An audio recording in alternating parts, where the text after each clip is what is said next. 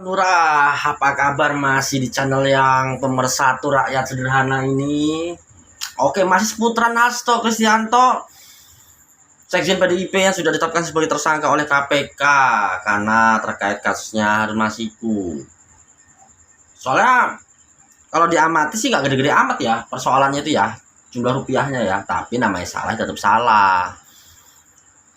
Dan kali ini adanya kita lihat ada podcastnya Bang Novel Baswedan yang merupakan mantan dari penyidik KPK ya kalau nggak salah, mencoba menganalisa mungkin atau menebak-nebak bahwasannya di balik Hasto jadi tersangka mungkin ada kasus besar di baliknya. Oke, gimana podcastnya kita lihat langsung. Oke, let's go. Bismillah. Kita sering melihat di pembahasan berita. Ya. Saya beberapa kali komentar juga sebenarnya. Ngeri abang. Nyetrum itu bang. Ketika masalah kasus Hasto yang Oke. kemudian berkembang menjadi adanya penetapan tersangka. Ya. Harun Masiku ya. Masiku dulu awalnya. Penetapan tersangkanya Hasto. Dan ya, itu menarik ya karena kemudian banyak dibahas dikaitkan dengan politik. Ya. Bisa jadi, tapi setahu saya ya fakta-faktanya udah jelas di awal ketika OTT juga sudah diajukan gitu. Nah Hasto. ini yang Cuman statement abang ini viral bang. Ini orangnya abangnya mana habis ngomong begitu kan abang lo kok nggak ada. karena gitu kan. saya ingat betul itu Iya, Bang. 2020 ketika expose itu teman-teman sempat grundel lah gitu kan. Ya, Loh, kan dulu padahal kita di wadah fakta-faktanya pegawai ya jelas. bang. Ya, benar. Menerima mengakomodir ya kan. Ya, Betul, makanya Bang. waktu itu saya heran loh. Mestinya diajukan sekaligus, tapi kemudian kan disampaikan bahwa nunggu Hasto ditangkap, Harun Masiku ditangkap dulu. Tapi kok sepertinya kok nggak ada pencarian. Dan kemudian sampai sekian lama pimpinan kan waktu itu saya sempat katakan kan Iya, Bang. di podcast juga saya katakan Ya. bahwa masa pimpinan Firly dan kawan-kawan saya yakin Harun Masiku nggak akan ditangkap. Betul bang. Dan sah pimpinan sudah berganti, jadi Betul. tidak ditangkap juga. Artinya apa yang saya katakan benar. Ya. Tapi Betul, Bang. itu statement saya, ya kan. Sekarang kita tanya dengan Yudi Purnomo Harahap. Gimana Yud? Apa kabar Yud? Alhamdulillah baik bang. Wah luar biasa bang, saya waktu penetapan tersangka itu pagi, siang, sore, malam bang. Wah di TV, di radio gitu kan, Iya, online gitu ya.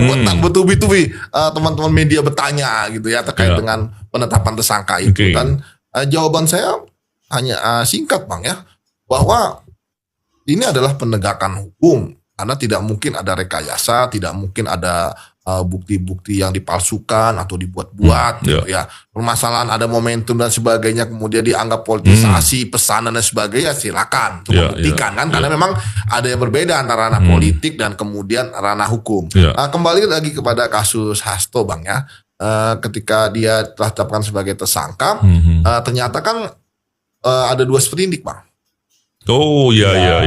Jadi Yang terkait dengan Harun Masiku dan obstruction of justice ya. Oke. Jadi sprindik yang pertama itu terkait dengan suap ya terhadap komisioner KPU pada saat itu, Ya. Wahyu Setiawan ya, di mana dia bersama-sama ya, terus sama dengan yang satu lagi, ada lagi satu lagi juga bang, ditetapkan juga tersangka. Jadi bukan Ya, hanya ya. untuk yang kasus korupsi kemarin KPK 2 lah ya, Oh. yang dinaikkan, Ya. sama satu lagi. Kemudian tapi kan tentu ya sorotan ke Hasto ya. Ya, gitu. ya. Nah, kemudian yang kedua perintangan penyidikan.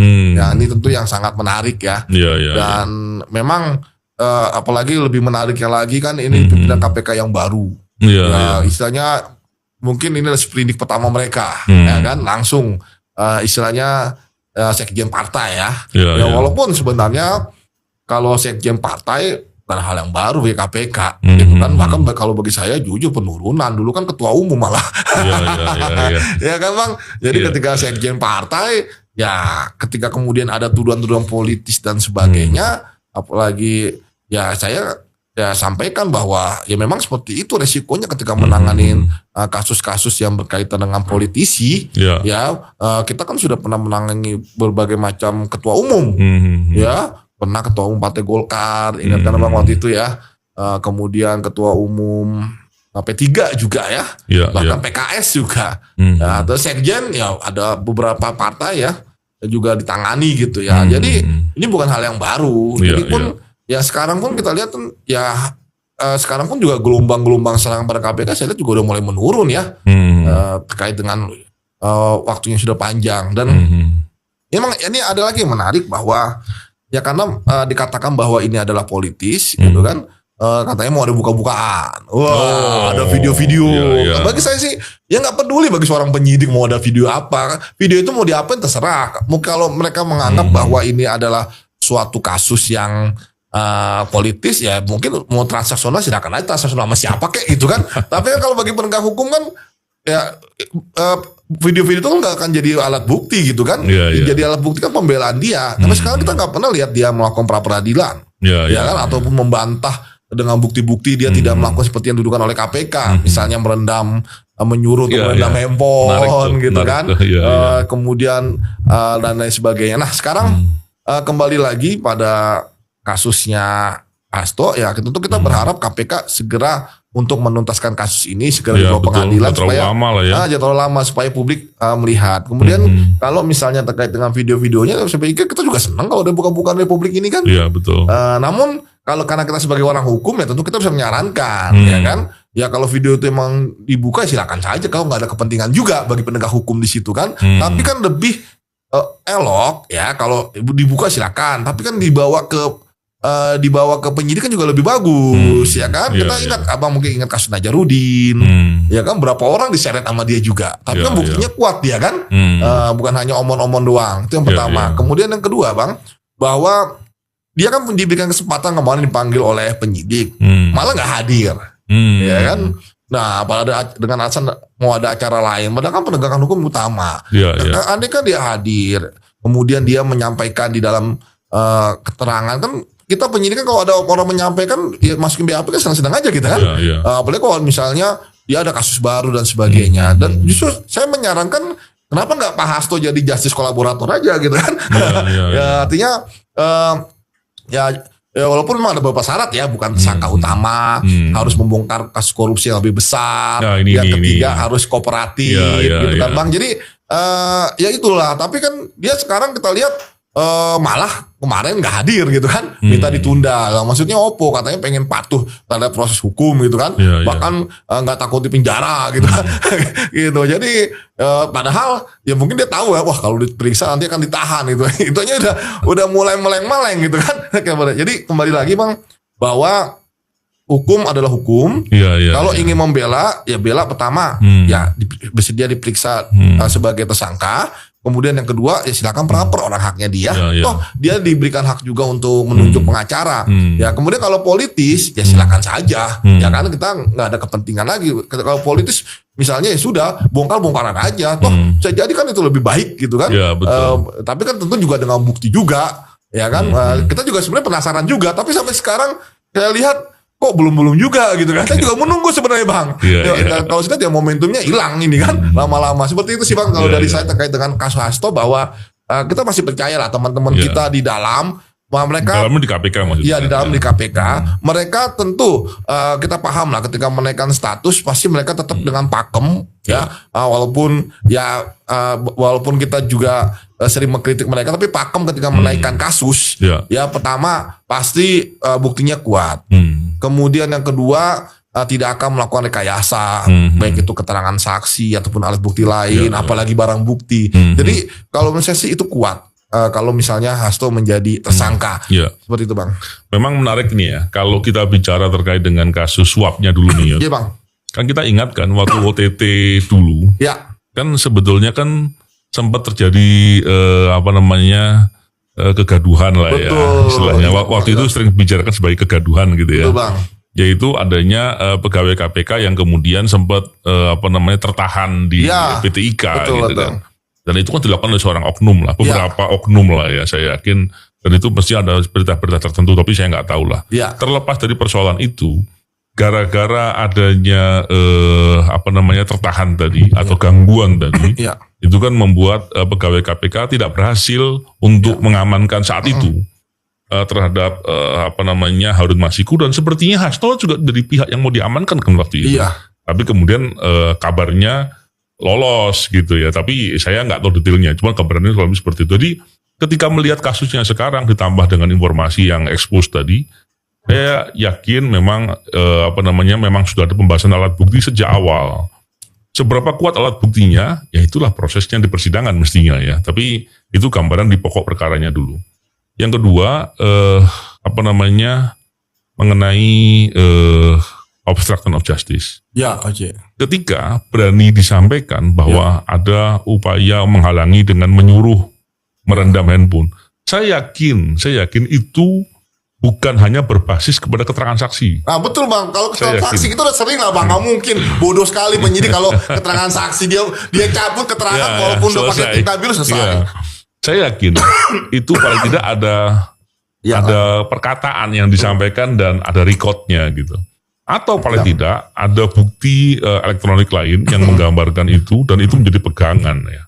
Jadi dari gambaran itu saya melihat dua kasus ini sebetulnya kasus yang cukup bagus, cukup kuat lah gitu ya. Tapi terlepas dari persoalan itu, saya tidak tertarik untuk membahas secara politik ya, karena betul, Bang. mestinya itu hal yang tidak boleh terjadi ya. Iya. Dan semoga enggak ya, tapi saya yakin juga enggak lah. Ya.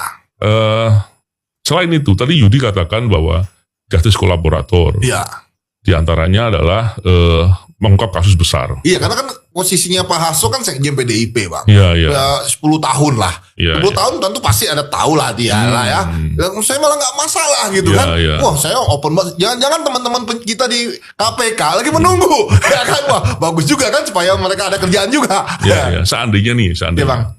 Ini dugaan, kemarin Iya, Bang. dugaan. Waktu itu kan sebetulnya dibahas juga di media rasanya. Iya. Itu kan ada keadaan di mana ketua KPK saat itu Iya. buru-buru ngumumin tuh Nah, saat OTT terjadi Ya. di bandara terhadap komisioner KPU Wahyu Setiawan.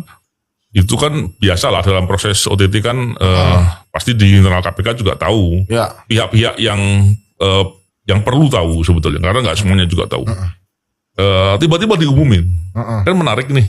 Ya. Diumumin ini kan bukan hanya mestinya tidak dilihat sebagai transparansi ya. Ya. Karena proses sedang berjalan, kepentingan untuk menjaga atau menutup informasi untuk sementara waktu itu sangat diperlukan. Ya. Dan itu berkaitan dengan keberhasilan operasi selanjutnya. Betul.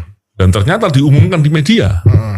Saya khawatir proses mengumumkan itu seperti woro-woro. Itulah. Ini Jadi semua ada sudah ini siap. ya untuk memberitahu. Saya khawatirnya itu.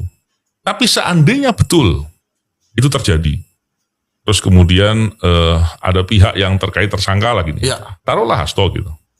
Terus dia tahu cerita itu dan mengungkap, itu masuk perkara besar gak Yud? Jadi Bang, kan selalu kita sampaikan ya, Ya, ya. bahwa kalau terkait dengan nilai suapnya, ya kan itu 600 sampai 7 juta kan memang receh lah. Ya, ya. Nah, tetapi kita bisa melihat dampaknya kan besar.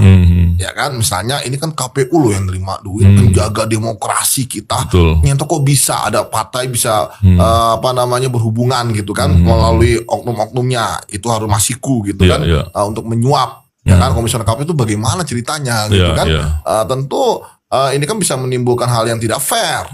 Ya kan Bang, itu yang pertama. Kemudian yang kedua, ya bahwa kasus ini kan akhirnya terjadi dengan menghilangnya Harun Masiku. Saya sepakat dengan Abang bahwa perintangan penyidikan ini harusnya lebih luas penyidikannya. Ya, ya. Kalau melihat dari apa yang disampaikan oleh Pak Setio, saya melihat kan belum cukup luas Bang. Harusnya dimulai di proses penyelidikan. Seperti tadi yang Abang bilang ya. Proses penyelidikan itu ada dua hal yang krusial di situ. Kejadian di PT IKA. Ya, sama pengumuman ya atau OTT tersebut. Termasuk cekal juga nggak itu ya?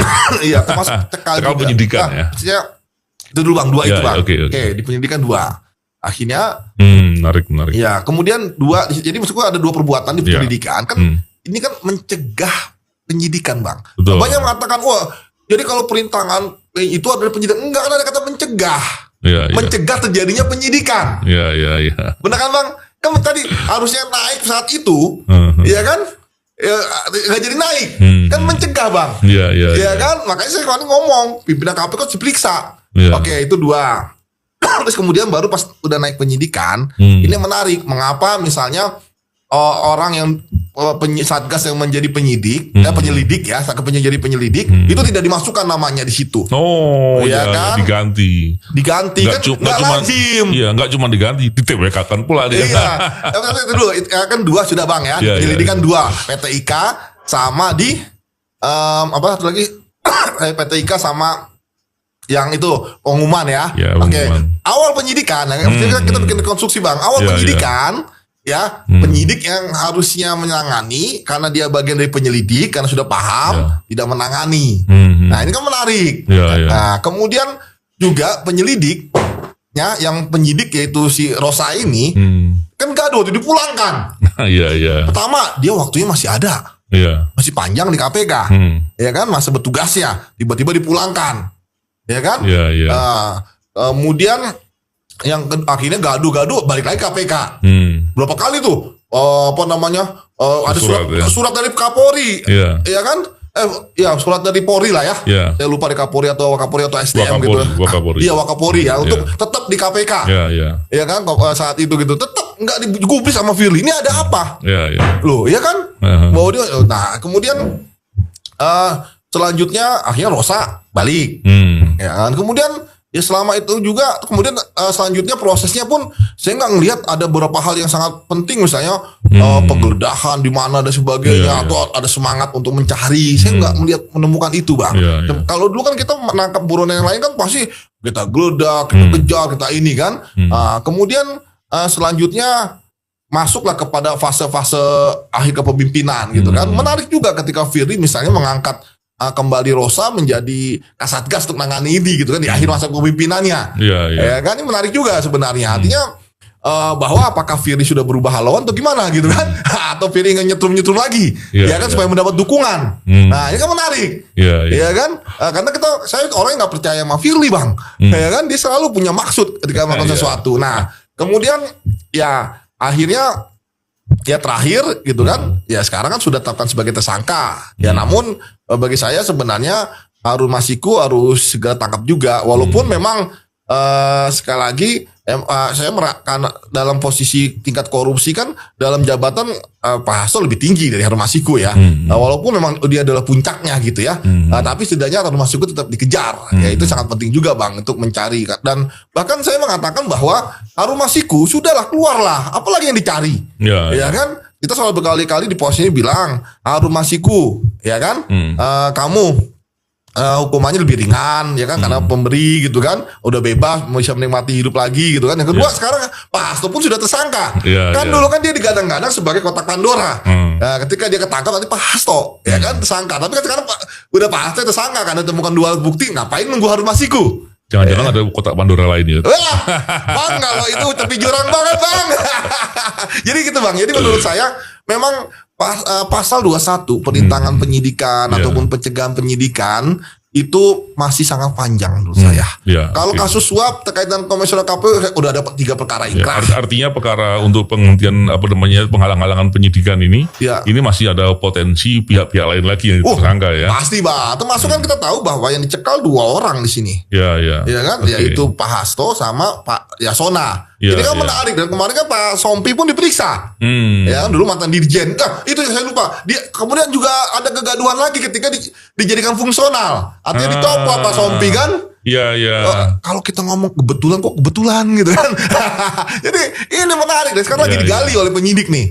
Ya kan, terkait dengan lintasan yang misalnya ada delay lah, ya kan. Kemudian saya pikir selama ini banyak kita real time ya.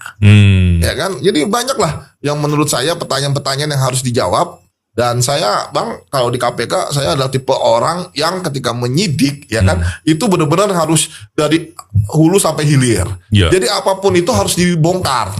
Ya, walaupun kemudian tidak masuk dalam perbuatan-perbuatan tersangka ini. Ya, ini yang menurut saya celakanya pun begitu. Dalam kasus kenapa akhirnya selalu digunakan? Kenapa Pak Hasto kemudian nggak ada kok dia tuh ya ingkrah, nggak ada maksud. Ya karena memang ya penuntutnya, saya nggak tahu kenapa penuntutnya hanya terkait dengan sebenarnya kan kalau misalnya ditemukan fakta-fakta yang lain dimasukkan saja dari hulu sampai hilir. Nah, jangan hanya terkait dengan terdakwa itu aja, supaya dapat gambaran utuh. Iya betul. Betul kan Bang? Seperti itu Bang.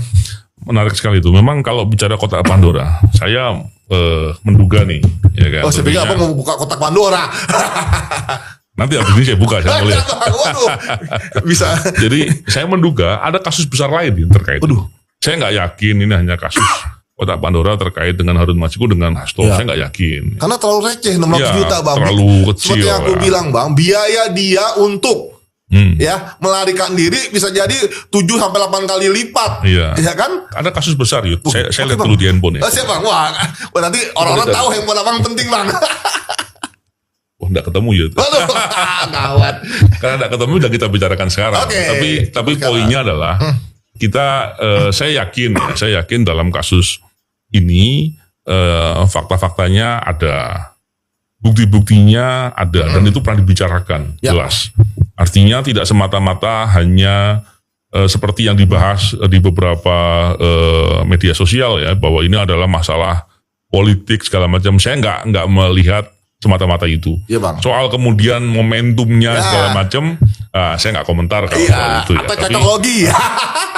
kan sulit kan, Iya, sulit Bang. kemudian Betul, kan nggak juga bisa. sulit. Betul. Tapi kalau kasusnya jelas ya. Terus yang kedua, soal perbuatan obstruction of justice, Iya, Bang. menghalangi, merintangi, menggagalkan suatu Iya. proses penyidikan, itu persoalan serius. Ya, itu, Bang. bukan soal sepele. Nah, betul. Dan melihat kejadian itu, saya sangat mendukung siapapun yang terlibat harus diungkap dengan jelas. Cocok. Nah, ketika ini kemudian diungkap, saya justru malah senang gitu ya, karena biasanya nanti dalam proses pemberkasan dan tentunya akan dibahas dalam proses persidangan ya, itu akan diceritakan secara utuh. Tadi Yudi udah cerita bahwa dugaan obstruction of justice ini bisa jadi melibatkan beberapa orang, beberapa peristiwa, dan beberapa perbuatan. Iya. Nah, dengan begitu saya akan tergambar lah pihak-pihak lain ini yang berbuat untuk menghalangi atau menghadang atau menghentikan menghambat ya, mencegah dan segala macam untuk proses penyidikan.